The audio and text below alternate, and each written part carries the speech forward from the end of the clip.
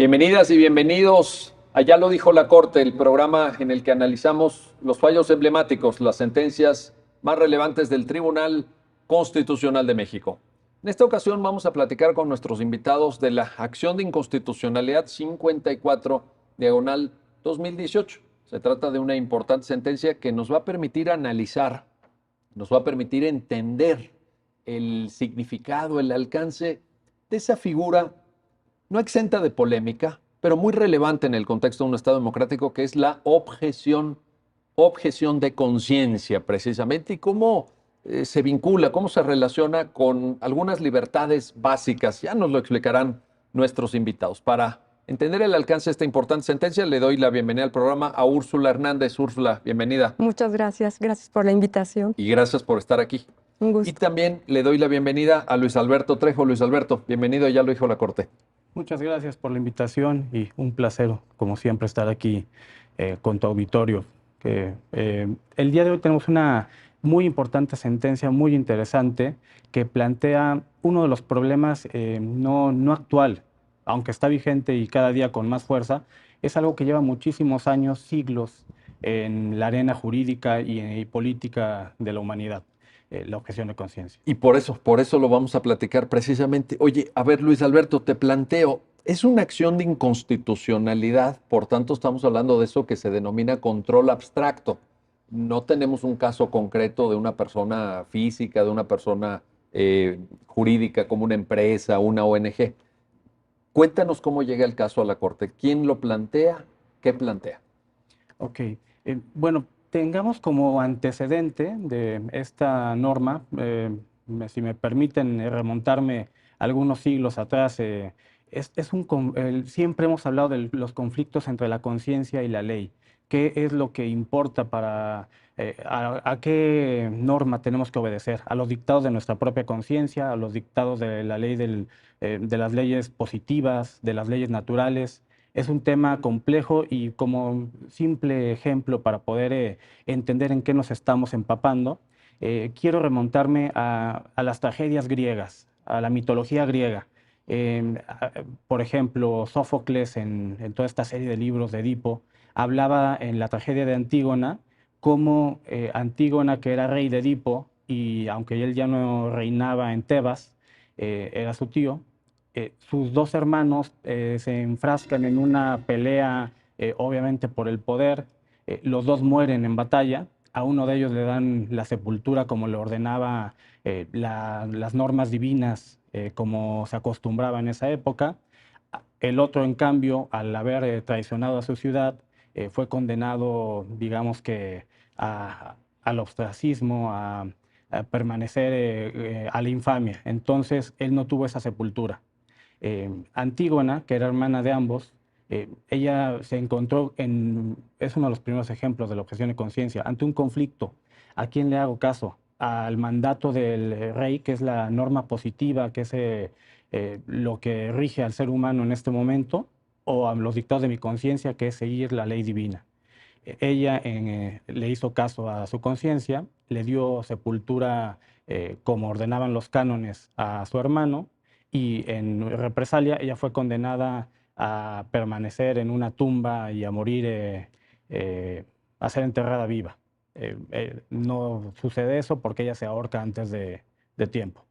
Pero este es uno de los primeros momentos en los que tenemos un ejemplo de objeción de conciencia, que la persona decide desobedecer a la norma positiva del Estado, que nos debería de regir a todos, para poder hacerle caso a su conciencia, ya sea ideológica, religiosa, ética. Y otro ejemplo que nos permite entender los alcances de este problema es el caso, por ejemplo, de Mohamed Ali. Mohamed Ali, que su nombre original era Cassius Clay, antes de convertirse a la nación islámica, ganó algunos títulos de boxeo, después se hizo la leyenda, pero en ese momento, en su carrera apenas comenzando, es enlistado o lo pretenden enlistar para ir a pelear, a luchar en Vietnam por Estados Unidos. Él, como creyente del Islam, se niega y dice, no, yo no voy a ir, yo no puedo participar en ninguna guerra que no sea la ideológica por el Estado Islámico, que no era bélica, por supuesto. el Estado le dice que no, que tiene que enlistarse, y como no lo hace, es sancionado una pena de prisión, le retiran sus títulos de boxeo y, por supuesto, queda totalmente aislado de competencias de pugilísticas.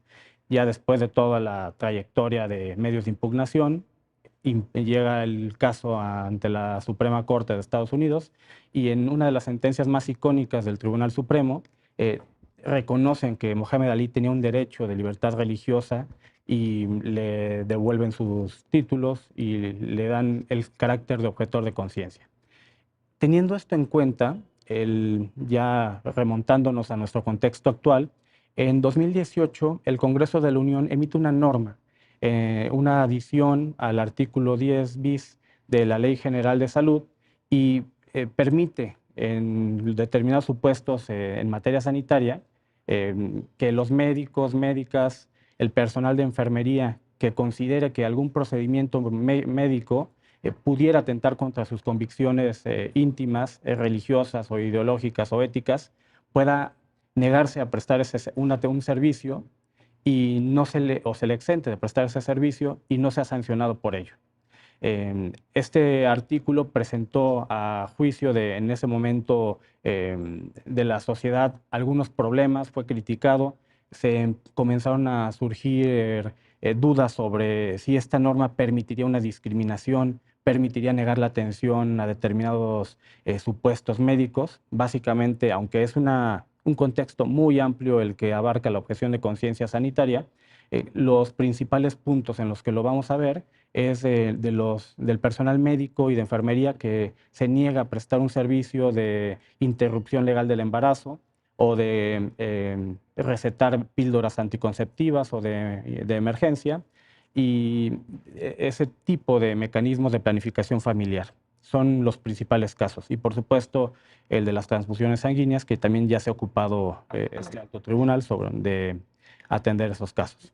Entonces, la Comisión Nacional de los Derechos Humanos plantea una acción de inconstitucionalidad, que es la que nos tiene afortunadamente hablando el día de hoy sobre este caso, en la que le pide a la Suprema Corte que analice el estudio de fondo y resuelva que la norma es inconstitucional. Para ello plantea algunos argumentos y sostiene básicamente que esta norma permitiría generar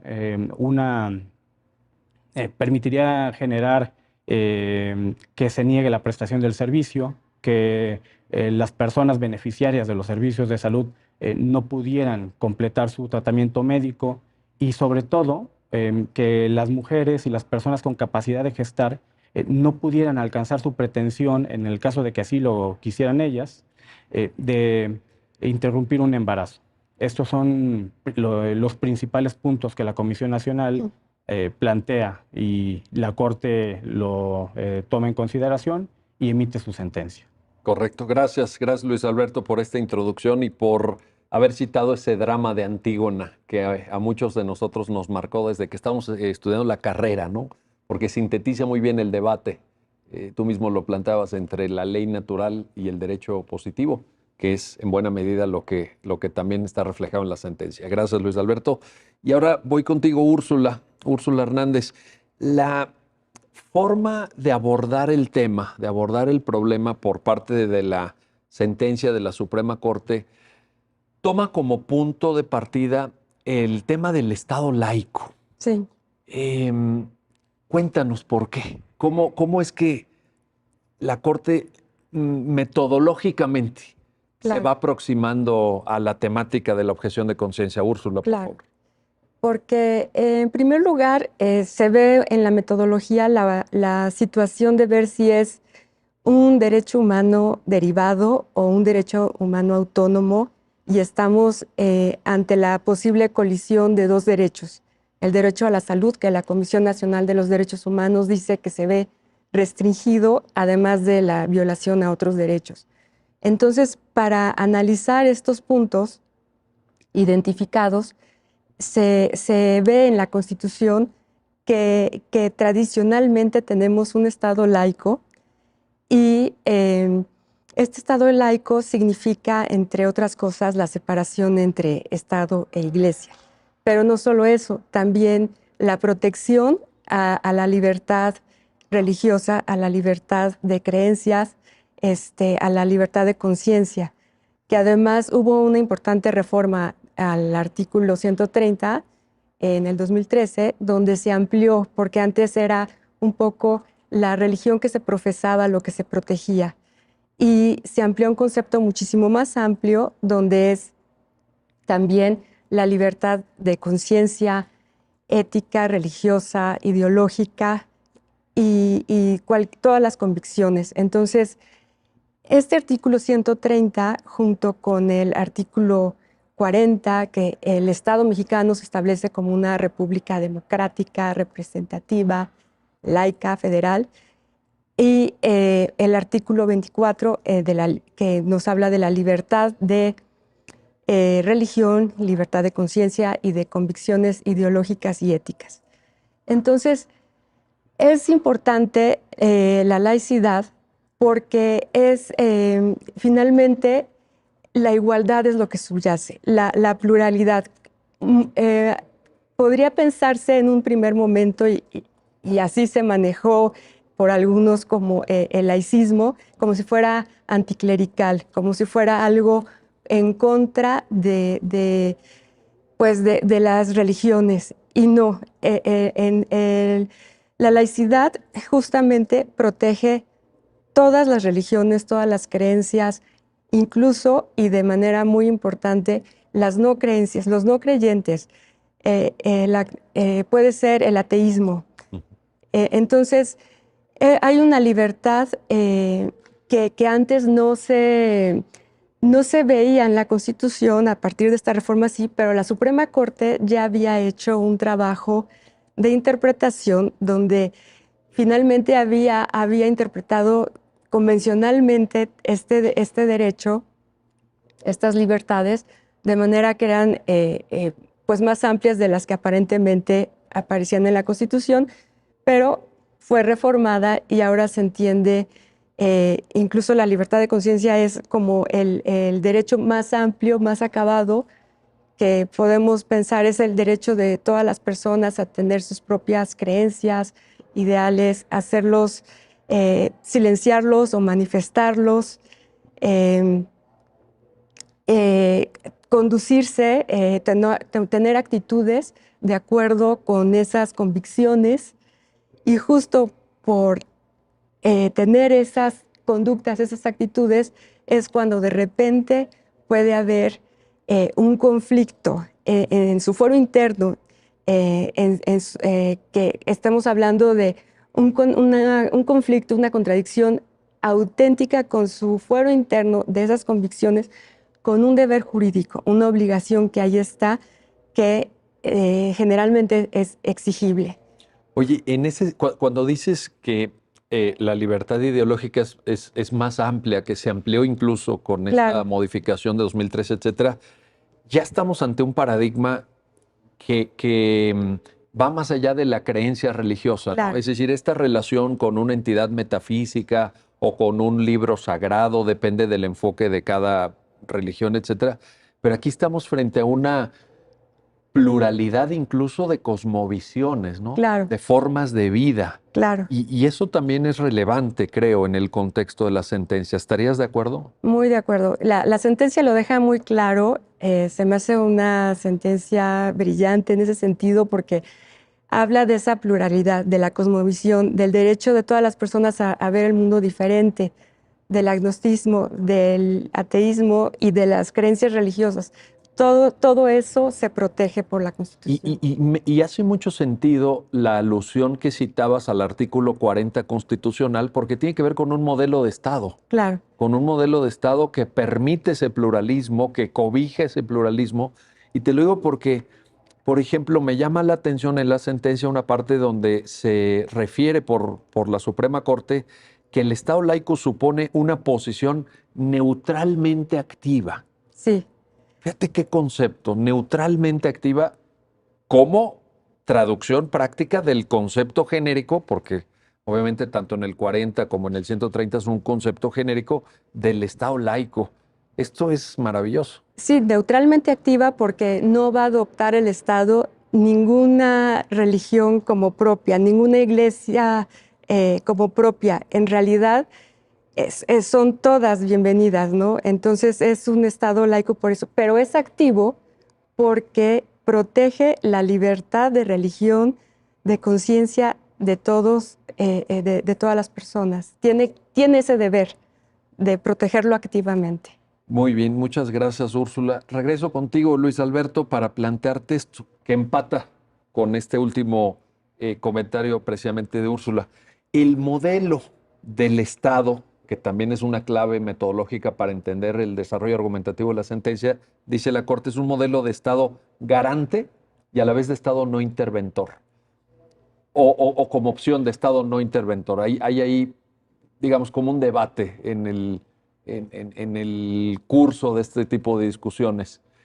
Cuéntanos por qué es importante esta distinción y cómo se aloja en el cuerpo mismo de la sentencia. Bueno, qué interesante pregunta, y lo que dice Úrsula cobra muchísima relevancia en este punto. La Corte es enfática en decir que no hay un Estado, un modelo de Estado laico único. Y nosotros, al observar el panorama global, podemos identificar que hay muchísimos modelos de Estado laico.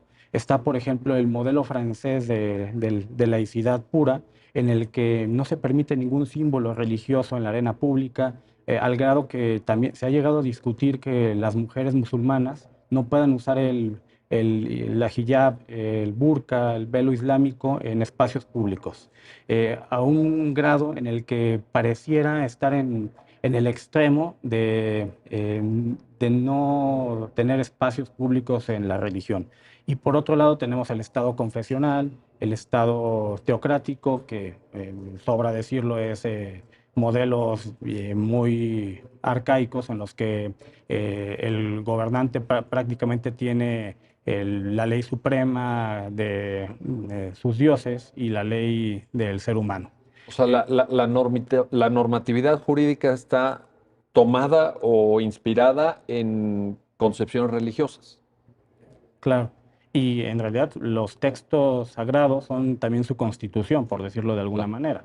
correcto. Y a partir de eso podemos identificar, es una clasificación nada más metodológica, pero por un lado un modelo de Estado laico no interventor y un modelo de Estado garante. Esto, si lo asimilamos un poco al liberalismo político, lo podríamos entender que, por una parte, un modelo en el que el Estado no se mete para nada y deja que la ciudadanía, deja que las personas hagan absolutamente lo que quieran con la libertad religiosa, con las iglesias, y no interfiere. Y por otro lado tenemos un modelo garante en el que, un poco como decía Úrsula, el sistema de laicidad permite entender que se desdobla en dos vertientes: una separación de iglesia-estado y una garantía de la libertad religiosa de las personas.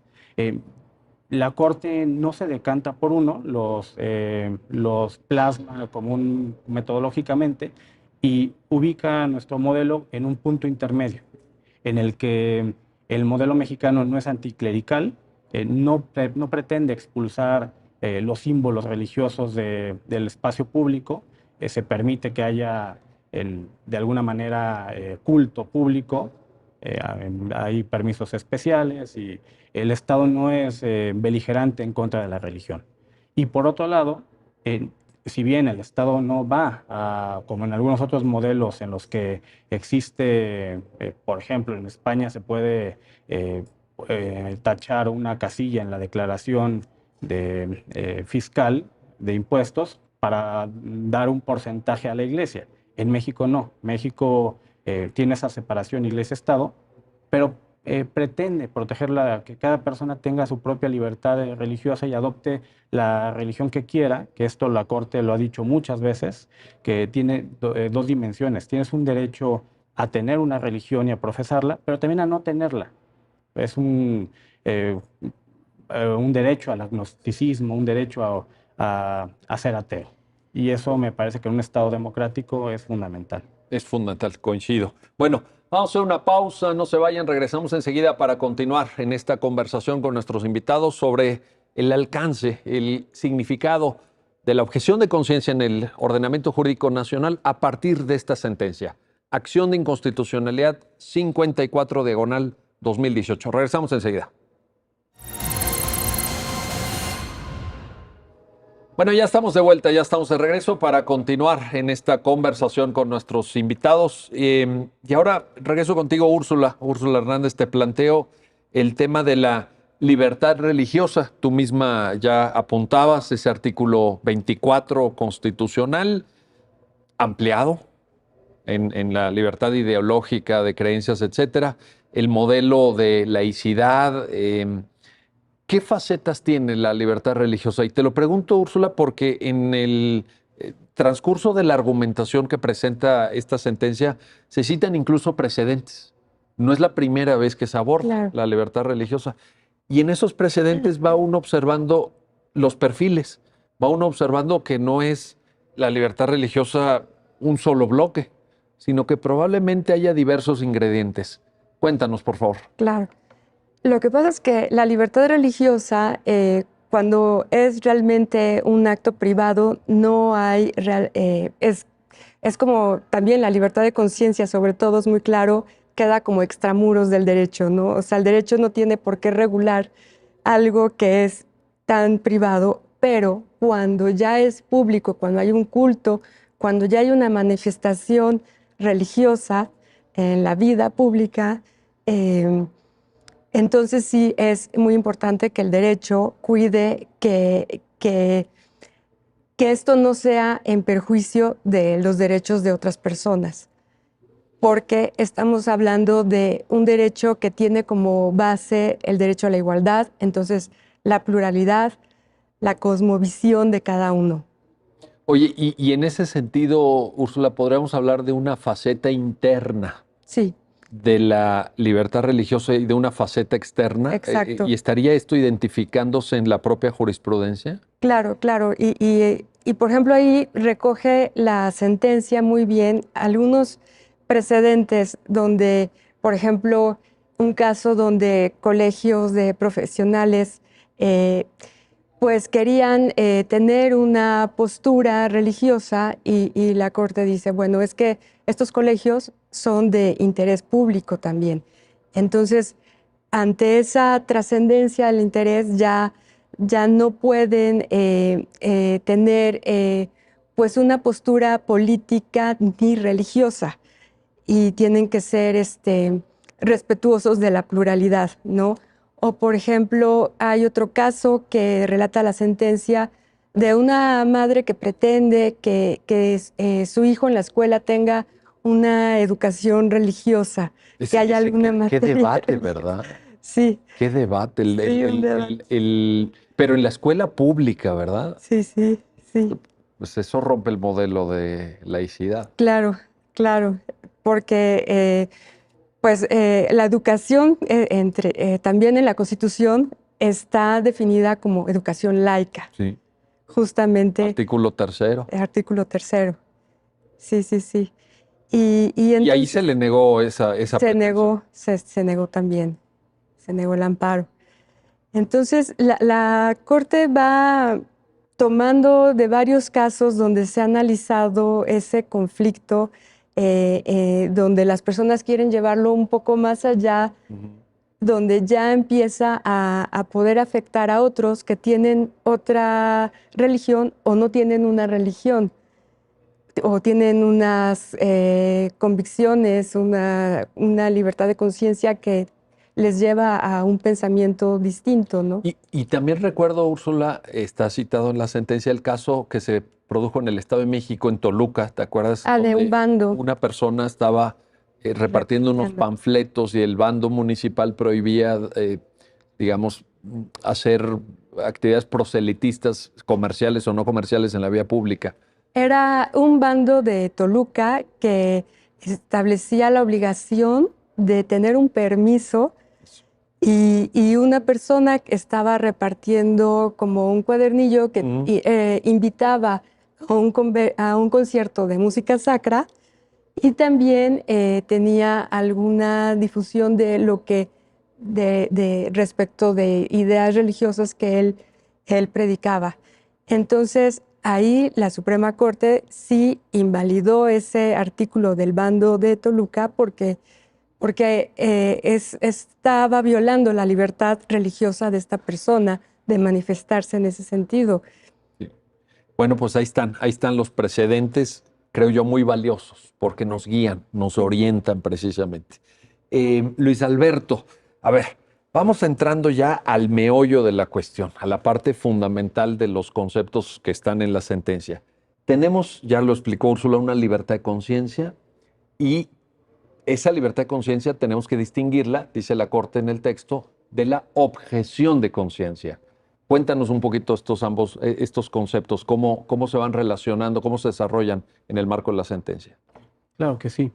Bueno, nuestro actual artículo 24 de la Constitución General tiene una redacción que está un poco basada o abreva bastante de la Convención Americana de Derechos Humanos, del Pacto de Derechos Civiles y Políticos, y de ahí es donde nace esa ampliación, que ya no es solamente libertad religiosa, ya es una libertad religiosa, ideológica, de conciencia y ética.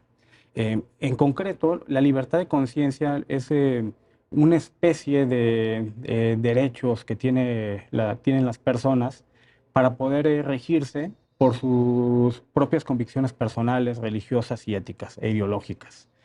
Es un derecho que se le reconoce para vivir conforme a esos postulados. Eh, y aparentemente hasta ahí queda. Pero ¿qué pasa cuando esa cosmovisión que tenemos las personas puede llegar, se exterioriza y puede llegar a chocar con la ley positiva? Ahí es donde nace la objeción de conciencia como una forma de concreción de esa libertad. La Corte es enfática en que por sí sola la objeción de conciencia no tiene un asidero, sino que es el desarrollo o es la concreción de esa libertad de conciencia que tienen las personas.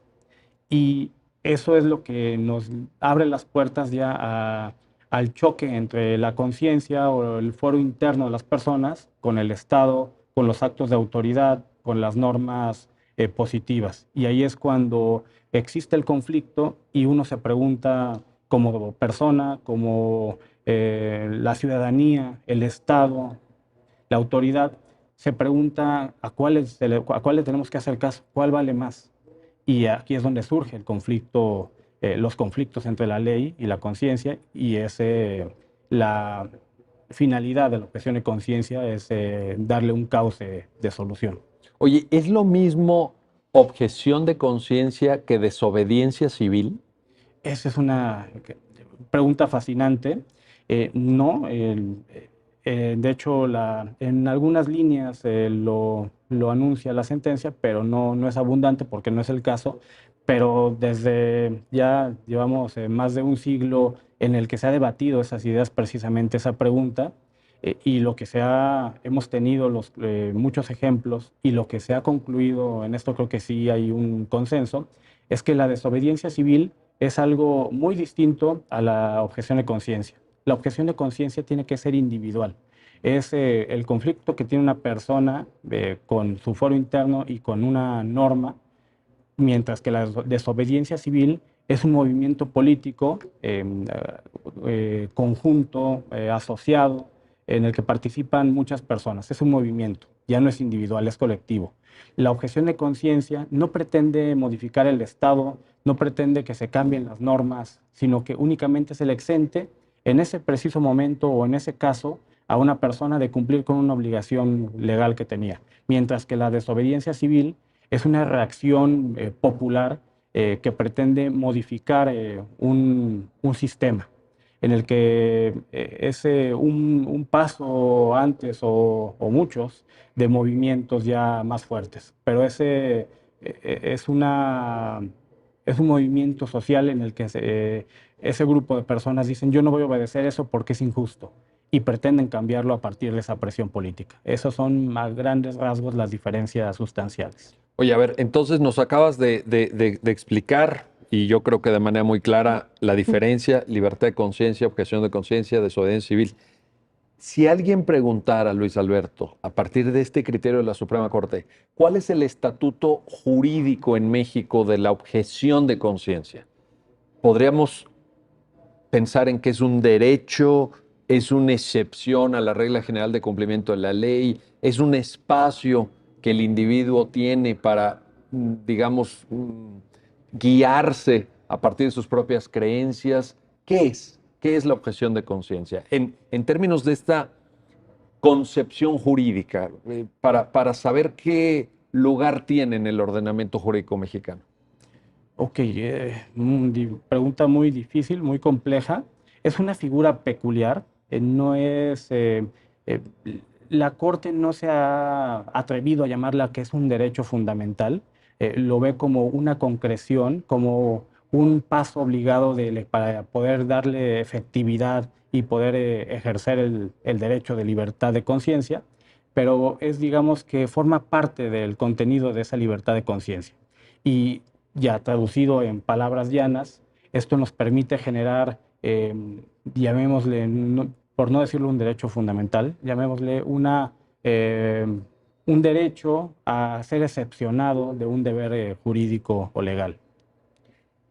Como parte o como expresión de un derecho humano. Exacto. Te lo pregunto por esto, porque precisamente me parece que la discusión en la sentencia se orienta hacia imponer la objeción de conciencia en la postura de la Corte frente al legislador. Y eso se puede hacer técnicamente, jurídicamente, solo si estamos hablando de una norma de rango superior. Claro. Y el asidero que tiene constitucional es precisamente el artículo 24 y es la libertad de conciencia. Y esto es una cuestión obligada. Digamos, no podemos hablar de objeción de conciencia sin tener libertad de conciencia. Ese es yo creo que es la puerta de entrada para esta serie de excepciones, de derechos, quizás no de rango constitucional, pero que sí tienen o que comparten ese núcleo esencial o forman parte de ese núcleo esencial que le dan la obligatoriedad. Como nuestra Constitución y los tratados internacionales reconocen la libertad de religión y la libertad de conciencia ideológica y ética. No podríamos ejercer válidamente esas libertades si no tenemos los mecanismos o las vías. La objeción de conciencia es precisamente uno de estos mecanismos para poder ejercer ese derecho de libertad de conciencia. Entonces, a partir de ahí es que la Corte deja un parámetro de constitucionalidad que es obligatorio para los órganos jurisdiccionales del país, en el que se tiene la obligación de entender la objeción de conciencia como parte de esa libertad y que va a permear en todo el ordenamiento, se irradia en todo el ordenamiento. Entonces, aunque no exista en este momento, quizás me adelanto un poco a la sentencia, pero aunque se declara la invalidez del enunciado normativo, el derecho existe.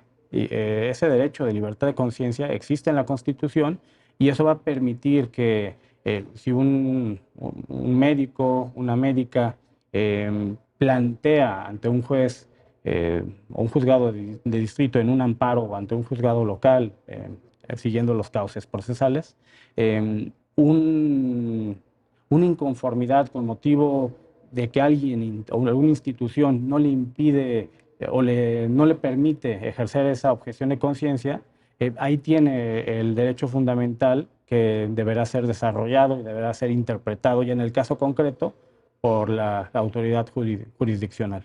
Y la lectura de esta sentencia va a ser enormemente útil cuando llegue ese supuesto a una autoridad judicial, sin duda alguna.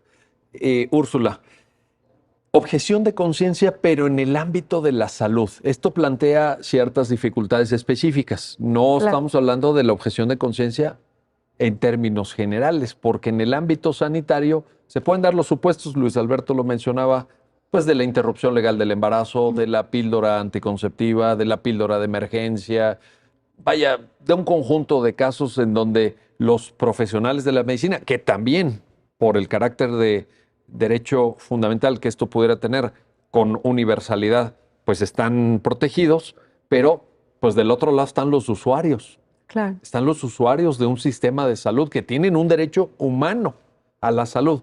Cuéntanos Así esta es. parte de la Sí. sentencia que también se desarrolla. Sí, esa parte también es muy interesante porque ahí está justamente el otro derecho que estamos viendo donde hay una tensión, un conflicto, ¿no?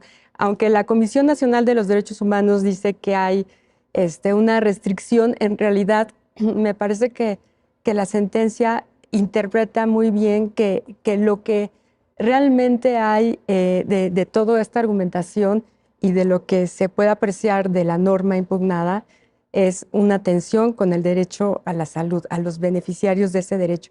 Y es que el derecho a la salud también es un derecho fundamental, como dices, previsto en el artículo 4 constitucional y que igualmente es un derecho convencional donde se ha dicho que se tiene derecho a tener el nivel más alto de salud posible, ¿no?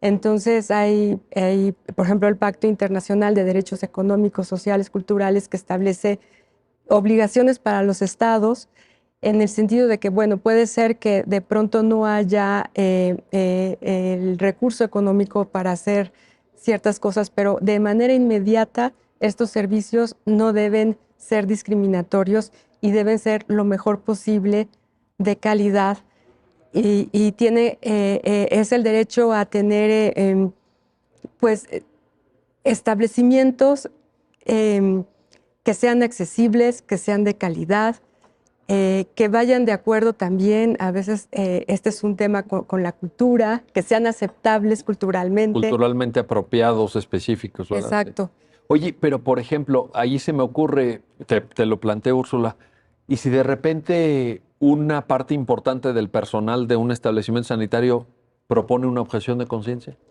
Esa es la preocupación justo de la Comisión Nacional de los Derechos Humanos.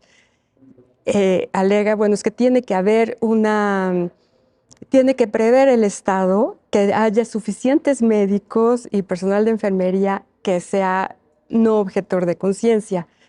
Y justamente esto porque si no se vería desprotegido el derecho a la salud. Y la verdad, tenemos en una balanza dos derechos que no se trata de ver cuál está encima del otro, sino que se proteja bien a los dos. Intentar y armonizarlos, armonizarlos en la manera de lo posible, sí, en la mayor medida. en la mayor medida. Pero estaba pensando ahorita, escuchándote, imaginemos que en una clínica, a lo mejor en una comunidad remota, solamente hay uno o dos profesionales de la medicina que ofrecen el servicio de ginecología y obstetricia, por decirte algo. Claro. Y los dos objetan. Pues ahí ¿qué va a pasar, no? Definitivamente, como es obligación del Estado velar por garantizar el derecho a la salud y tener el personal médico suficiente, en ese caso, me parece que los médicos estarían en la situación de tener que proteger el derecho a la salud, porque el Estado no previó con suficiencia tener médicos no objetores de conciencia. Entonces ahí estaría fallando una situación que tiene que protegerse. Oye, cuando dices el Estado no previó, estamos pensando también, te lo planteo, te lo pregunto, Úrsula, en una previsión legislativa, en que la figura de la objeción de conciencia esté regulada de tal manera que se permita llegar a esa solución que ahorita comentaste. Pues en un ideal sí. De hecho, la Suprema Corte aborda en esta sentencia la necesidad prioritaria de que para proteger también la libertad de conciencia, que es totalmente válido protegerla, que se regulara. El problema no es que esté regulada, la norma lo regula, pero el problema es lo que identifica la Suprema Corte en la sentencia, la forma en que fue regulada. Y eso es lo que genera problemas que en un caso extremo como el que planteas, que sí puede ser el caso paradigmático para estos asuntos, que realmente llevan a un conflicto serio, entonces ver la manera en que eso no ocurra, pues solamente regulándolo, protegiendo así a los médicos, al personal de enfermería, su libertad de conciencia, pero sin descuidar el derecho a la salud. Ahí está. Y eso también es un llamado de atención para el legislador. Ahorita en las conclusiones lo vamos a ver. Bueno, no se vayan, regresamos enseguida para continuar en esta conversación, en este análisis de la acción de inconstitucionalidad 54-2018 y entender, realmente ya lo han escuchado ustedes, no está fácil, es un tema complejo en lo jurídico y en la configuración del Estado democrático de derecho que tenemos en México, pero pues aquí están las pistas, aquí están los elementos, las argumentaciones que nos ofrece la Suprema Corte. Regresamos enseguida. Ya estamos de vuelta, ya estamos de regreso para continuar en esta conversación, en este análisis de la acción de inconstitucionalidad 54-2018 y entender, poder realmente aquilatar incluso la relevancia de la figura de la objeción de conciencia. Regreso contigo, Luis Alberto Trejo, para preguntarte por una parte, creo yo, muy interesante la sentencia, incluso desde el punto de vista metodológico, porque la Suprema Corte habla de la perspectiva de género y lo mezcla con una posibilidad de que en el acceso a servicios de salud se limite más a las personas en situación de pobreza, que es algo que en México pues importa mucho, ¿verdad? Cuéntanos esa parte. Bueno, la Suprema Corte ha sido enfática y ha hecho mucho hincapié en que las sentencias no se pueden analizar, digámoslo así, al auditorio con los ojos vendados. No son sentencias como comúnmente se llamaban de escritorio en las que nos negamos a la realidad social del país. Esto ya quedó un poco rebasada, esa idea quizás malinterpretada del modelo kelseniano en el que se tenía que ver lo jurídico en extrema pureza. Actualmente, con los protocolos que ha dictado la Corte, hay una obligación de cualquier persona juzgadora, e incluso también me atrevo a decir que este derecho permea a cualquier autoridad, pero sobre todo en el caso hay una obligación de juzgar con una perspectiva de género. En este caso también interseccional. No se puede obviar que en este caso la situación del país, y hay datos en la sentencia, Sí. Hay muchísimas mujeres y muchísimas, bueno, primero hay muchísimas mujeres en una situación de pobreza mediana y pobreza extrema. Y también no se puede olvidar en esta realidad que no solamente las personas beneficiarias de salud son mujeres, también hay personas con capacidad de gestar, hay personas de la diversidad lésbico-gay, con diferentes perspectivas de orientación sexual, de preferencias sexuales, de identidad sexogenérica, y esta realidad no la puede dejar atrás la Corte. Entonces, por ese mandato de resolver con una perspectiva de género interseccional, la Corte empieza evidenciando esa situación. Hay muchas mujeres, muchas personas con capacidad de gestar, ya no solamente no nos limitamos al término binario hombre-mujer, sino ya también se entiende que hay personas no binarias. Entonces, teniendo este panorama, la Corte pretende partir que la objeción de conciencia, como estaba regulada en la legislación de salud, leída así, sin mayor interpretación, como una mera interpretación gramatical, quizás, o una lectura gramatical, podía ser inconstitucional, podía poner en riesgo los derechos de estos colectivos, de estas minorías históricamente discriminadas. Entonces la Corte evidencia y pone en la palestra pública que si un derecho o el ejercicio de un derecho puede llegar a trastocar los derechos de esos colectivos, es un deber de la Corte tenerlo en cuenta al resolver esta situación. Y esa es la finalidad de incluir ese apartado metodológico de juzgar con una perspectiva de género y una perspectiva interseccional en la que no se deje atrás a las minorías. Importantísimo, importantísimo porque en efecto no es lo mismo que se enfrente un usuario del servicio de salud, por ejemplo, aquí en la capital de la República, pues, que hay muchas opciones, que hay muchos establecimientos médicos, a que en una comunidad remota, en condiciones de pobreza o incluso en temas de diversidad sexual, pues la situación se acentúa, ¿no? El tema puede ser más delicado para asegurar el máximo nivel de salud precisamente. Entonces es muy importante. La Corte, Úrsula, nos lo adelantaba ya Luis Alberto, ya lo comentaba, declara la invalidez del artículo 10 bis de la Ley en Salud. Y hay una parte de la sentencia, ya prácticamente al final, que llama mucho la atención, porque la Corte dice, bueno, vamos a hacer un respetuoso exhorto al Congreso de la Unión, dado que, ya ustedes nos lo explicaron, la objeción de conciencia es un derecho o es una parte del derecho a la libertad de conciencia, pues esto tiene que existir en el ordenamiento mexicano, pero tiene que existir de la siguiente manera. Y vienen una serie de sugerencias, de recomendaciones de la Corte al Poder Legislativo. Cuéntanos esta parte. Sí, claro, con gusto. Bueno, como decía Luis, ahí está el dilema desde la perspectiva de género y de todo lo que hemos comentado. En realidad, la Corte ve que no es que esté por encima el derecho a la salud o el derecho a la objeción de conciencia. Son dos derechos que merecen toda la protección. El problema fue que la disposición estaba deficientemente regulada porque no establecía límites.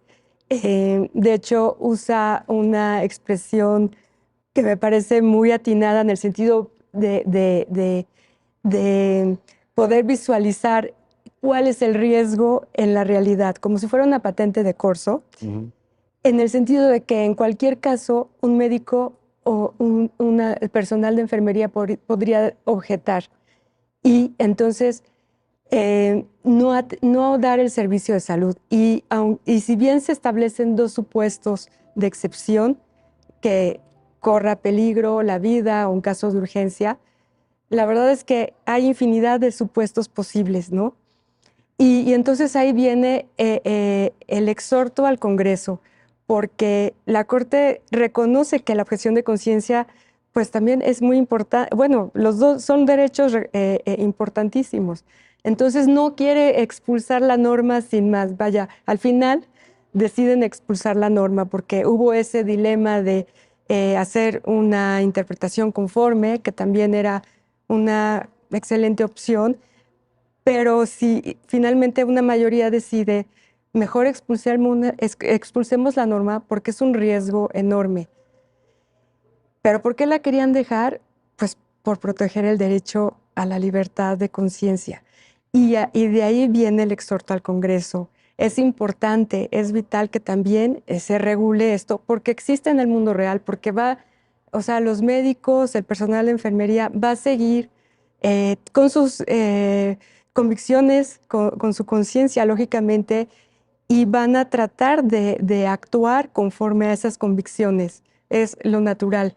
Entonces, mientras no haya una regulación, pues ellos se ven también afectados en esa libertad. Incluso todo el sistema, ¿no? Porque lo ideal es que tanto pacientes como personal médico tuvieran ese reconocimiento de poder acceder a los derechos de salud sin trabas, sin obstáculos, y el personal médico a poder ejercer su objeción de conciencia. Ahí está. Oye, y en este sentido, Luis Alberto, que explicaba Úrsula, llama la atención primero porque no en todos los casos la Corte lo hace. Llama la atención, uno, la existencia misma del exhorto en una suerte de construcción dialógica de la solución, es decir, no solamente anulo, sino también te pongo ahí como el semáforo en luz amarilla, ¿no? O sea, te llamo la atención de que esto es importante, de que esto merece ser regulado, de que tiene un espacio en el sistema constitucional mexicano. Y ahí viene la cuestión que te quiero plantear. Pero por otro lado le dice, pues podría la futura regulación, en caso de que el Congreso decida atender el respetuoso exhorto que le hace la Corte, podría discurrir a través de estos puntos. Y da varios puntos, no es que de uno o dos, da casi una guía. Es pues una sugerencia muy sustantiva. Coméntanos, por favor. Claro. Bueno, este es un buen ejemplo de cómo existe y poco a poco se ha creado o afianzado ese diálogo entre órganos del Estado. No, la división de poderes no implica que que los poderes puedan comunicarse entre ellos. Y este es un claro ejemplo. La Corte primero define un parámetro, que ya lo hemos visto, y en ese parámetro, aprobado mayoritariamente, eh, todos los ministros están de acuerdo en que en un Estado constitucional se debe, y todas las ministras y ministros están absolutamente de acuerdo en eso, en un Estado constitucional se debe de proteger la libertad de conciencia de las personas y los derechos a la protección a la salud, no discriminación de todas las personas. Aquí el problema surge cuando hay un conflicto entre derechos. Para algunos era un conflicto frontal, para otros era un falso dilema. Eso es una cuestión ya que se debatió. Pero lo interesante de este caso es que la Corte busca no sacrificar derechos, busca tratar de conciliar los derechos de la mayor cantidad de personas posibles y que no haya quien tenga que ceder a sus convicciones personales para llevar a cabo su actividad, en este caso laboral. En, en el caso de este llamado o este exhorto, se hace delinean algunos aspectos, cómo se podría o se sugiere que una legislación, de así quererlo el Congreso, podría ser. La objeción de conciencia tiene que ser de carácter individual, no puede ser colectiva. Es decir, no podía haber una objeción de conciencia institucional. Por decir un ejemplo, que un hospital público se declarara objetor. Eso sería totalmente contraintuitivo y contra derechos. El Estado es laico y las instituciones tienen que mantener ese mandato de laicidad, pero son las personas las que podrían discrepar en algún punto de alguna cuestión. La objeción de conciencia debe estar regulada con mayor detalle precisamente para proteger y conciliar todos, armonizar esos derechos. Porque comentaban hace un momento, ¿qué pasa si en un pequeño municipio muy alejado la totalidad de las personas se declaran objetoras? Bueno, la legislación original que fue invalidada tenía dos excepciones, que fuera cuando el médico o la médica no puede objetar por motivos de conciencia, si hay peligro de vida de la paciente o si hay una urgencia médica. En esos dos casos no se podía ejercer la objeción de conciencia. También se refrenda esa intención que a juicio de la Corte fue insuficiente porque no contemplaba algunos otros casos. Por ejemplo, que una mujer o una persona con capacidad de gestar pretendiera la interrupción de su embarazo, lo cual le llevaba una carga emocional y cada día que pasara, supongamos que era producto de una violación, Sí. cada día que pasa, ese sufrimiento se mantiene. Entonces la Corte consideró que eso era de hecho, se dijo en el Pleno, algunas ministras comentaron que eso era una tortura psicológica o un trato cruel e inhumano en contra de la mujer. Y se refrenda ese mandato en el parámetro y se exhorta al Congreso para que lo contemple. También se le pide que dentro de sus facultades y libertad de configuración legislativa, buscar algún medio, algún mecanismo, y se le dan algunos ejemplos, para poder asegurar y garantizar que en la institución de salud habría personal, sin discriminar, por supuesto, a los que fueron objetores, pero que se llevara un libro o un registro de quiénes son objetores y se asegurara que hubiera guardias o hubiera personal suficiente para atender todas las necesidades de las personas usuarias de los servicios de salud.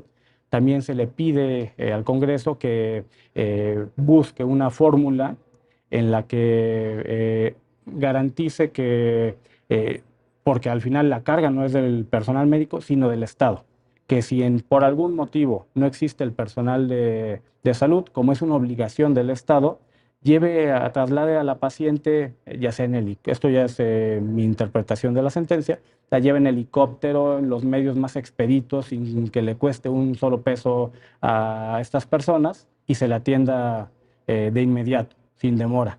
También que cuando una persona es objetora de conciencia, personal sanitario, no busque persuadir o cambiarle de opinión ideológica a los pacientes y que le refiera de inmediato y sin mayor demora con su superior jerárquico o con un médico o médica que efectivamente le dé un cauce a su tratamiento. Y eso es lo que hace la Corte. Pues ahí está el exhorto y ojalá que se atienda por parte del Congreso de la Unión en beneficio de la tutela y adecuada garantía de la objeción de conciencia. Luis Alberto Trejo, Úrsula Hernández, gracias a ambos por ayudarnos a entender esta sentencia y gracias a usted que hace posible su programa Ya lo dijo la Corte, en el cual analizamos los fallos emblemáticos, las sentencias más relevantes del Tribunal Constitucional de México. Hasta pronto.